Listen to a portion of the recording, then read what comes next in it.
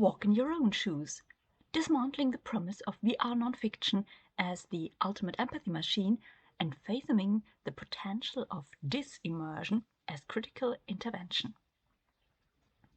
An experience like walking in the shoes of someone else. This is an expression often used also in scientific accounts of the immersive experience afforded by VR, especially with regard to perspective taking. In this contribution, however, as a kind of talkback to the often industry-induced hype around VR, I would like to critically revisit the promise of the no longer so new medium as the ultimate empathy machine, suggesting that maybe it is not so much the fact that VR affords walking in the shoes of someone else, which means emotional fusion with featuring others and an effective flooding. Rather, I would like to suggest that it is the possibility to walk in one's own shoes, but alongside others. Focusing on new narratives dealing with the global issue of migration, which, however, stands only as a paradigm of other forms of systemic injustice and discrimination, I will take two paradigmatic projects, Clouds over Sidra and This Room, to look behind the promise of interactive, immersive narratives and to fathom the potential of disimmersion in VR as a kind of critical intervention. Issues in this context will certainly be regimes of gaze and the assumed crisis of representation. Are we dealing with an exploitive gaze, a form of narcissistic spectatorship, or compassionate perspective taking? Regimes of positioning and the specific affordances of the VR experience. Which role do immersion and presence play? And regimes of affect and the question of impact. Do the projects promote empathy? Do they contribute to a deeper understanding of complex issues? And do they foster solidarity, including a drive to action? As a point of departure, I would like to take a piece of, and this may be discussed, VR nonfiction, or rather 360-degree documentary, Clouds over Sidra. Clouds over Sidra is a collaboration between the UN Action Campaign, UNICEF Jordan and Verse, written by Chris Milk and Gabo Aurora. It featured on numerous film festivals and conferences, as well as UN forums. Shot in the Saatri camp in Jordan in December 2014, the film follows Sidra, a 12-year-old girl who has been living in the camp since 2013. My name is Sidra. I am 12 years old. I am in the 5th grade. I am from Syria in the Daraa province in Khil City. I have lived here in the Zaatari camp in Jordan for the last year and a half. I have a big family, 3 brothers. One is a baby. He cries a lot. I asked my father if I cried when I was a baby, and he says I did not. I think I was a stronger baby than my brother. On the homepage of UNVR Productions, the project is described as follows. Clouds over Sidra is the first ever shot film in virtual reality for the UN, using the medium to generate great empathy and new perspectives on people living in conditions of great vulnerability. Its powerful capacity to allow anyone on a global scale experience life within a refugee camp has the ability to inspire the message of hope among not only the millions displaced, but also those motivated to act. The affective, empathetic impact the documentary producers aimed at is mainly due to the hope that has been accompanying discourses around VR since the mid of the last decade. The dictum of VR as an intimacy engine, an expression used by Peter Rubin, or the even better known dictum of VR, the ultimate empathy machine, an expression coined by Chris Milk. Milk's conviction is that, through providing viewers with the means of standing in the shoes of the filmmaker subject, VR nonfiction could allow audiences to experience and connect to the real in ways beyond what could be achieved with traditional two-dimensional film. This belief sparked a hype-fueled hope that VR configurations could enhance intercultural understanding, create great affective connections, and transformative experiences. First of all, there's the concept of immersion in its relation to, secondly, the concept of presence, of being virtually transported to a different place, and thirdly, the concept of empathy. It is especially this third aspect, empathy, on which I would like to put my focus, as it is often considered a prerequisite to promote a change of attitude and a change of behavior. Immersion. Immersion is certainly the concept most prominently associated with VR. Probably what comes to our minds is the often quoted definition given by Janet Murray. According to her, immersion is a metaphorical term derived from the physical experience of being submerged in water. We seek the same feeling from a psychologically immersive experience that we do from a plunge in the ocean or a swimming pool.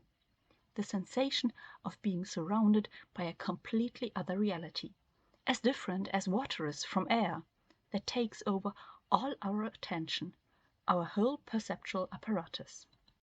Presence. The second concept that is closely related to immersion is presence.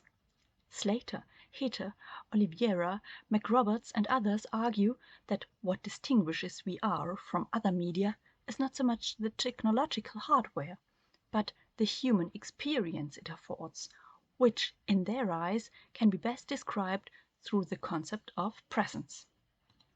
A feeling of being in the world outside one's physical body, generated by technology, or a subjective experience of being in one place or environment even when one is physically situated in another. This brings us to the third aspect, empathy. As the quotes from the beginning have shown, empathy seems to be the core feature on which the hope of VR in the context of social issue documentary is built. Though one usually has some kind of commonsensical notion of empathy, it is difficult to define it as a concept in scientific terms. For our purpose, I would like to refer to empathy as feeling the emotions of another individual under observation without mixing them with our own. This emotional engagement comprises the ability of perspective taking, relating the literal meaning with regard to issues of point of view to cognitive abilities to imagine what some other person is going through, also referred to as cognitive empathy. It induces affective empathy, meaning experiencing an isomorphic feeling in relation to others with a clear differentiation between self and other. This means that one is still aware of the fact that the origin of the emotion comes from the other, and yet empathetic response often comprises empathetic distress, meaning that one is personally distressed by the distress of another person, which then potentially, and mark the potentially here, can lead to compassion, which means a motivational state of care for the well-being of the other. As we will see later, two things are essential here: the differentiation between one's own emotions and the relived feelings of someone else, and the fact that affective empathy and perspective taking alone does not automatically lead to a change of attitude or behavior. It does not necessarily promote compassion and solidarity, and it does not equal a structural cognitive understanding. As several reception studies have shown, the sense of presence in Cloud over Sidra contributes to the film's affective power. The narrative and spatial immersion is enhanced by Sidra's testimony, seemingly told by herself, a 12-year-old girl, when she leads the user interactor through the camp, which is shown in a 360-degree surrounding panorama. As such, the documentary tries to foster a spatial commonality and an emotional proximity with Sidra, which elicits pity for the young girl's fate. At this point, one might ask, why an empathetic response in this case towards the often stigmatized group of people of forced migration might be seen ambivalent. Does it not promote social change? Does it not encourage action taking? Without wanting to discard the positive effects that productions such as Clouds over Sidra can have, I would like to draw our attention to some points that should be considered critically, and which might pave the way for a more considerate, more responsible stance towards interactive and immersive productions in the field of impact documentary. First of all, what is problematic is taking Sidra, a refugee girl, as a personal guide in this VR experience. Though this issue is not new in discourses about humanitarian campaigning, the specific affordances of spherical VR and the regimes of gaze are intensified. Not only are children associated with innocence and can therefore be easily turned into figures to feel empathy for, but they are also easily looked down upon, in this case even literally, which then rouses paternalistic attitudes towards them. Hand in hand with this visual focus on Sidra goes the problem that the emotional focus on Sidra tends to decontextualize the situation in the camp as a whole and adds to a dehistorization and depoliticized coverage of the crisis of migration as such. The chance to walk in the shoes of another, as Bailinson puts it, or to walk alongside another, most often only fosters a very temporary affective engagement. What is even more problematic, it can even hinder deeper understanding of the actual historical, political, and economic roots of human rights issues and the global implications of forced migration. The most imminent risk of VR nonfiction is the risk of improper distance. The affective immediacy of VR experiences, the immersive power of the configuration, and the illusion of presence can lead to a conflation of emotions. The specific situation of the other becomes indistinguishable from ourselves. This, in fact, obscures the fundamental differences between the spectator and the protagonist. This stance can be described as a form of ironic morality, in which truths about ourselves are elevated above the experiences of others. If these forms of immersion and distance can be described as improper, what can proper distance in factual media look like then? And how can one address the problems stemming from the affective immediacy and the colonization of the other by the self?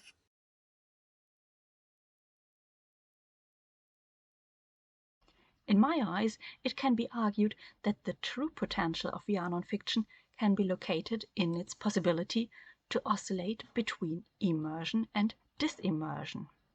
VR nonfiction can, on the one hand, elicit a strong sense of proximity, and it can, at the same time, promote feelings of estrangement, which allows the user-interactor to shift from their own affective response to an engagement with the reality of the other. What is essential here is to distinguish between affective and cognitive empathy, as outlined before, between the immediacy of the experience as a consciousness of one's own part as a participant in a VR environment and as a social actor in the real world, a kind of dual presence. However, how can this be realized in the context of migration-themed configurations? At this point, I would like to shortly introduce a second piece of VR nonfiction, This Room, created by Pike Malinowski. This room offers an alternative to render refugees' situations experiential and to function as an intervention at the intersection of public art, political statement, and documentary.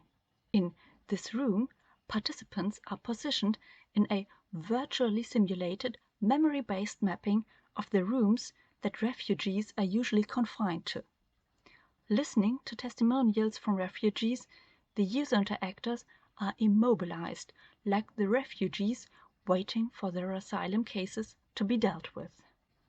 This room, I feel cold.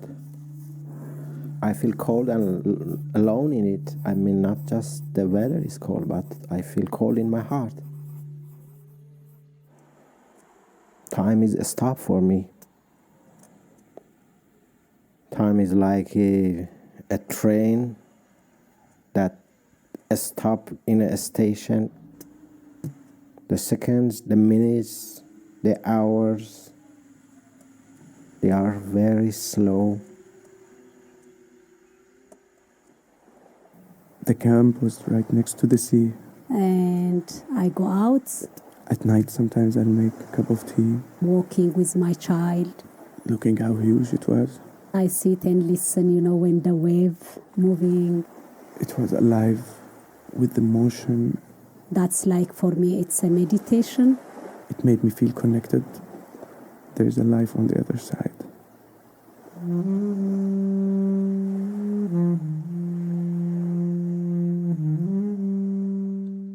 Though poles apart from presenting a merely factual discourse of sobriety, this room avoids a trivializing, empathetic fetishizing of one's own feelings.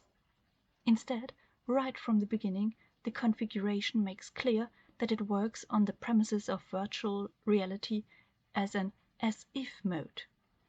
In addition to the multi-layered visual rendering, the audio collage of accounts from migrants combine different perspectives, different experiences, working against a singularized empathy for one character, as it is the case with the character of Sidra. At any point in the experience, one thing is always clear. The VR-induced experience might cause what I have described earlier as empathetic distress, but this affective response is always marked as situated in the user-interactor. In this room, Malinowski renounces the documentary act of showing. At no point in the whole experience he gives a visual portrait of the participating refugees. Instead of reproducing images of refugees, either seen through an often stereotypical ethnographic gaze or being victimized, this room opens a space for alternative narratives and inner images, and the evocation of subjective experiences, among others the sense of dual presence. The abstract drawings of the opening scene and the dreamlike superposition of layers of images cause a friction in the experience and are unsettling. Instead of being immersed into a realistic virtual environment, the user-interactor is confronted with an effect of oscillation, this time between the textures and surfaces of the animation and the stimulated illusion of depth. This phenomenon, which Marx in the context of multisensory media has described as haptic visuality, makes the immersion vulnerable to the image. In contrast to usual optical viewing, she becomes exposed to the images. This results in a destabilization of a sense of agency and the safe mastery of the scenery. With these thoughts on this room, however, we have travelled quite a far way away from our point of departure, the rather straightforward virtual reality campaign film of Klaus over Sidra. Yet the effects, especially this eerie feeling of friction, of a pendular movement between inwardness and outwardness, of cognitive empathy and a critical distancing, of perspective taking and yet remaining oneself, is not restricted to obvious techniques of artistic estrangement. It is, in my eyes, rather a matter of attitude towards the subject, towards the participants, and towards the immersant, which opens ways for alternative forms of subjectivity. And in fact, also in Klaus over Sidra, there exists at least one moment in which an effect of unsettling disimmersion and questioning of the own position takes place. At the very end of Clouds over Sidra, children from the camp crowd around the user-interactor, who potentially lives a moment of dual presence. On the one hand, she remains the focal center of the experience, while on the other hand, she is invisible and bodiless in the diegetic world, with the kids running where her body would be. The user has entered the frame perceptually, while they remain physically in a different space. Bystrom and Moss note that the most radical potential of VR lies not in its intensification of empathy, but rather in distinguishing immersion more clearly from empathy in its ability to model a different concept of subjectivity altogether.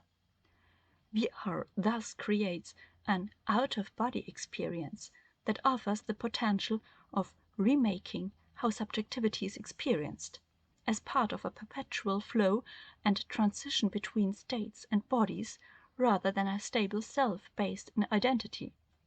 In other words, VR supplements the Western subject with a proliferation of virtual selves that are capable of taking a variety of shapes and forms. So, where does this all lead us to? This last scene summarizes very well both the challenges of VR nonfiction in human rights campaigns and the potential. Though the pictorial regime and the regime of gaze rest that of a Western visitor into the scenery, eliciting the feeling of superiority, the sensation for the spur of a moment is destabilized. Here, the user interactor can breathe the alternative potential of VR, the potential to go beyond the mainstream mimetic and illusionary visual depiction, beyond traditional regimes of gaze, beyond presence-based spectacles, and beyond the sometimes pathetic classic rhetoric of human rights campaigns. Here, one divines the potential of VR nonfiction to fundamentally reframe concepts of embodiment and immersive witnessing, of emotion and cognition, and of ethics and agency.